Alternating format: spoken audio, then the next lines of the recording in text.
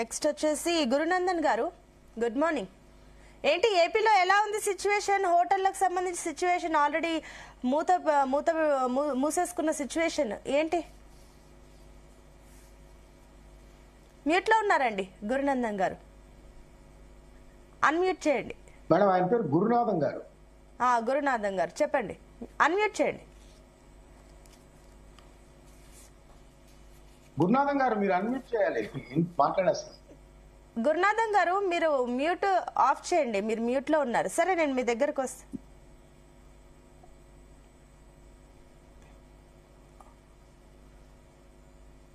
Okay సరే, నేను మళ్ళీ మీ దగ్గరకు వస్తాను. ఒకసారి మీరు అది చూసుకోండి, నేను కరెక్ట్ చేసుకోండి, నేను వస్తాను. ఒకసారి మీరు అన్మ్యూట్ చేసుకోండి, నేను మళ్ళీ వస్తాను మీ దగ్గరికి. ఎస్ రమణ గారు, ఏంటి ఏం చెప్తారు? సో నిజంగానే కొన్ని హోటల్స్ మూసేసుకుంటున్న సిచ్యువేషన్లు అండ్ దట్టు గ్యాస్ కి సంబంధించి చేయాల్సి వస్తే కూడా ఆపేసుకుంటామని చెప్పేసి అంటున్నారు. ఒక్క నిమిషం రమణ గారు, గురునాథం గారు అందుబాటులోకి వచ్చారు. చెప్పండి గురునాథం గారు, ఏపీలో సిచ్యువేషన్ ఏంటి అసలు? ఏపీలో సిచ్యువేషన్ ఒక 3-man కమిటీని వేశారు చంద్రబాబు నాయుడు గారు, పర్యవేక్షణ చేస్తున్నారు. ఎక్కడ కూడా ఎటువంటి గ్యాప్ రాకుండా ప్రభుత్వం వినియోగదారుల మధ్య ఒక అనుసంధానాన్ని క్రియేట్ చేసి ఉన్నటువంటి స్టాక్ని ఎప్పటికప్పుడు పారదర్శకంగా ఎక్స్పోజ్ చేసి మనం డిస్ట్రిబ్యూషన్ చేసేటువంటి లెవెల్స్లో చాలా మంది కృత్రిమమైనటువంటి విధానంతో ఏదో గ్యాస్ లేదు, ప్రపంచంలో యుద్ధాలు జరుగుతూ ఉన్నప్పుడు మన ఆంధ్రప్రదేశ్లో కూడా గ్యాస్ తగ్గిపోయింది అనేటువంటి ఒక వాతావరణాన్ని సృష్టించడం కోసం కొంతమంది బ్లాక్ మార్కెటర్లు ప్రచారం చేస్తున్నటువంటి నేపథ్యంలో ప్రజలందరూ కూడా అస్తవ్యస్తమైనటువంటి ఆలోచనతో ఉన్నారు.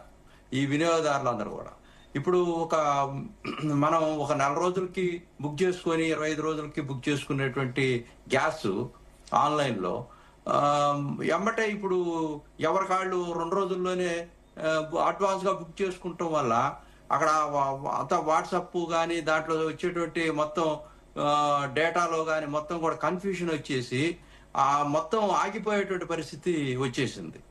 ఆగిపోయే పరిస్థితి వచ్చినప్పుడు దీన్ని అసలు ఎట్లా రెక్టిఫై చేయాలన్న దాన్ని కాకుండా ప్రజల్లో ఆ భయాందోళనలను తొలగించడం కోసం రాష్ట్ర ప్రభుత్వం శరవేగంగా అడుగులు ముందుకేస్తూ నిన్న కలెక్టర్ల సదస్సులో చంద్రబాబు నాయుడు గారు ఒక కమిటీని వేసి పర్యవేక్షణ చేస్తా ఉన్నారు. మంత్రులంతా కూడా ఇప్పటికీ ఆంధ్రప్రదేశ్ లో మరి హోటల్స్ కు సంబంధించినటువంటి వాళ్ళు నిన్న రమణ గారు, వీళ్ళు స్వామి గారు, వీళ్ళంతా కూడా ఒక నిర్ణయం తీసుకోవడం జరిగింది.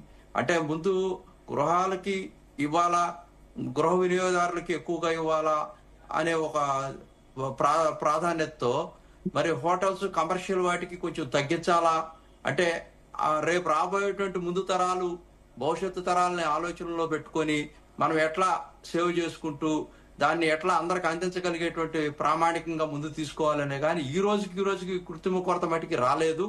ఎక్కడ కూడా అటువంటి అవాంఛనీయ సంఘటనలు జరగట్లేదు. కానీ కొంతమంది బ్లాక్ మార్కెట్ లో ఉన్నటువంటి వ్యాపారస్తులు చేసేటువంటి కార్యక్రమాలు ఈ పేపర్లో ప్రకటనలు చూసి ఈ కార్యక్రమాలన్నీ కూడా జనంలో ఒక అపోహన రేపుతున్నాయి.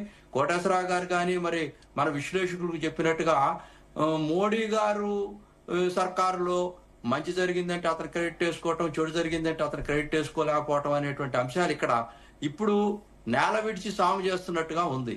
ఇవాళకి వాళ్ళు వచ్చినటువంటి అంశం కాదు.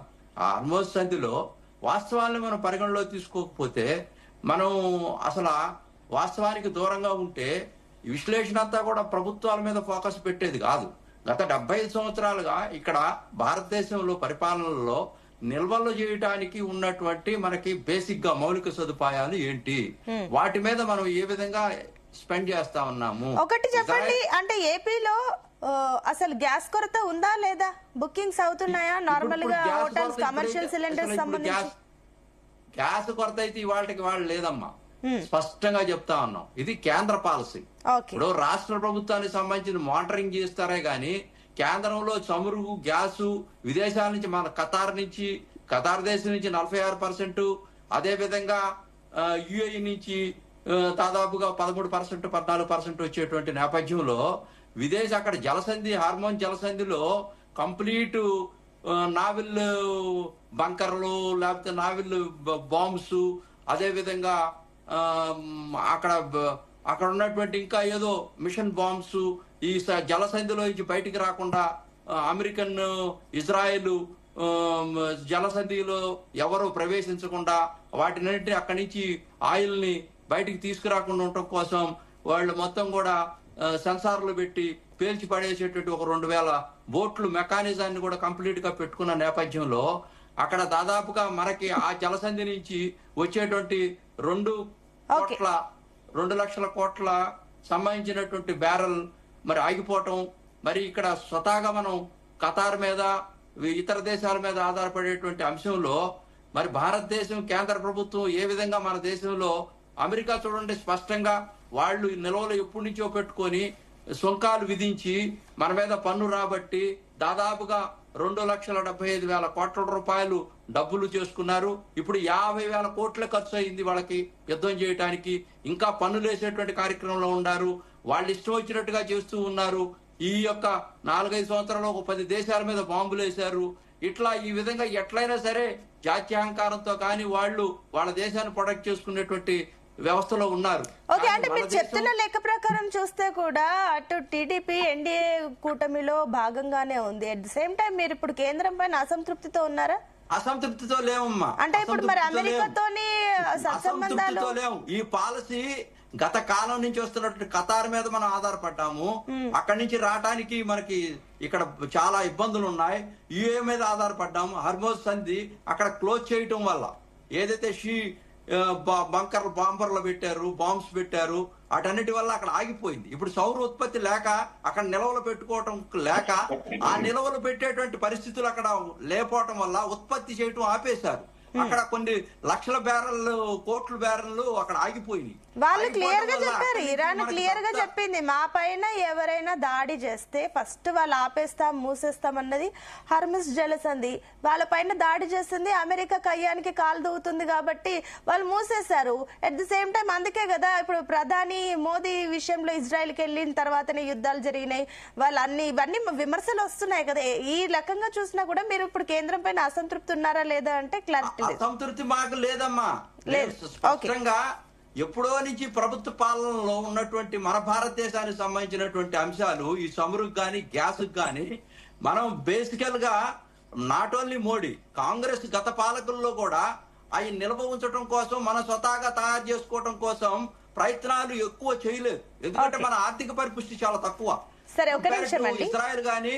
ఇజ్రాయెల్ గాని లెబనాన్ గాని వేరే కంట్రీస్ లో గాని ఇరాన్ లో గాని అమెరికాతో పోల్చుకుంటే చైనా రష్యాతో పోల్చుకుంటే మనం కొన్ని బ్యారెక్లు తయారు చేయలేకపోయాం.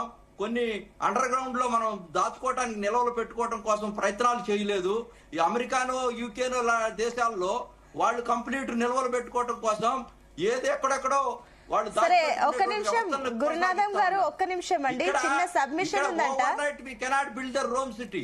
మనకి 140 కోట్ల మంది జనాభా ఉన్నారు. 140 కోట్ల మంది జనాభా ఇజ్రాయెల్ లో ఉన్నటువంటి 1 కోటి జనాభాకి అమెరికాలో ఉన్నటువంటి 32 కోట్ల మంది జనాభాకి మనం ఆలోచన చేయకుండా.